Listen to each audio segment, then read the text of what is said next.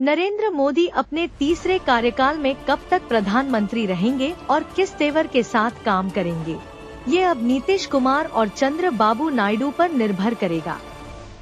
पिछले 2 बार से केंद्र में बीजेपी को अपने दम पर बहुमत मिल रहा था, लेकिन इस बार ऐसा नहीं हुआ और किसी तरह एनडीए को बहुमत मिल पाया। ऐसे में मोदी को अपने कई एजेंडे किनारे रखने पड़ सकते हैं। चंद्रबाबू नायडू की तेलुगु देशम पार्टी और नीतीश कुमार की जनता दल यूनाइटेड ने मिलकर 28 सीटें जीती हैं और एनडीए को बहुमत के आंकड़े तक ले गई है। नरेंद्र मोदी के लिए स्थिति बहुत सहज नहीं है।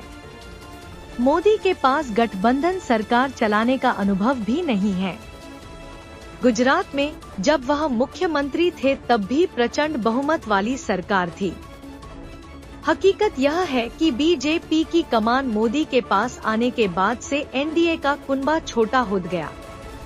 अकाली दल और शिवसेना बीजेपी के दशकों पुराने सहयोगी रहे, लेकिन दोनों उससे अलग हो गए। इस बार जब मोदी तीसरी बार प्रधानमंत्री बनेंगे तो उनके सामने सबसे बड़ी जिम्मेदारी और चुनौती होगी नायडू और नीतीश को साथ लेकर चलना। नायडू और नीतीश 2014 में मोदी के पहली बार पीएम बनने पर बीजेपी के विरोधी खेमे में रह चुके हैं और इस लोकसभा चुनाव से ठीक पहले उन्होंने एनडीए में वापसी की है। जब गुजरात में साल 2002 में दंगे हुए थे तो चंद्रबाबू नायडू एनडीए के पहले ऐसे नेता थे जिन्होंने बतौर मुख्यमंत्री नरेंद्र मोदी के इस्तीफे की मांग की थी। अब जब नायडू किंग मेकर की भूमिका में दिख रहे हैं तो सोशल मीडिया पर नरेंद्र मोदी का साल 2019 में आंध्र प्रदेश में दिया गया भाषण खूब शेयर किया जा रहा है।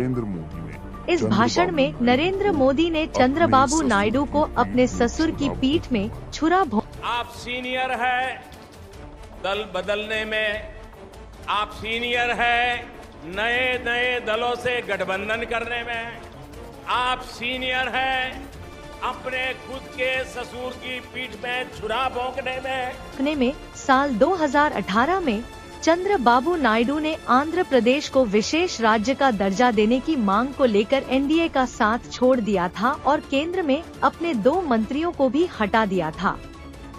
नायडू उस समय मोदी सरकार के खिलाफ सदन में अविश्वास प्रस्ताव भी लेकर आए थे। गठबंधन से निकालने के बाद चंद्रबाबू नायडू ने साल 2019 में एक ट्वीट कर मोदी पर तीखा हमला बोला था। उन्होंने मोदी पर भारत के प्रतिष्ठित संस्थानों को नष्ट करने का आरोप लगाया था। खैर टीडीपी की 2024 के लोकसभा चुनाव से ठीक पहले एनडीए में वापसी हो गई और मोदी के तीसरी बार सत्ता में काबिज होने में नायडू बड़े मददगार होने वाले हैं। इसी तरह नीतीश कुमार ने जब साल 2013 में एनडीए छोड़ा तो उसकी वजह नरेंद्र मोदी ही थे।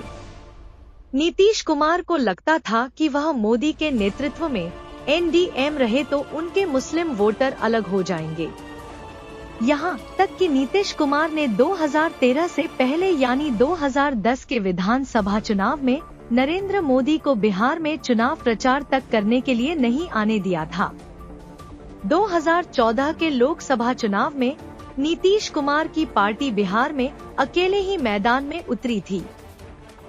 साल 2015 के बिहार विधानसभा चुनाव में नीतीश ने आरजेडी के साथ चुनाव लड़ा और बम्पर जीत मिली।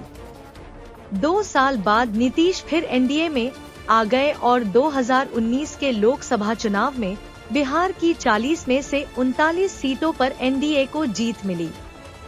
2020 के बिहार विधानसभा चुनाव नीतीश कुमार के जेडीयू बिहार में तीसरे नंबर की पार्टी बनी, लेकिन एनएसए की सरकार में मुख्यमंत्री बने।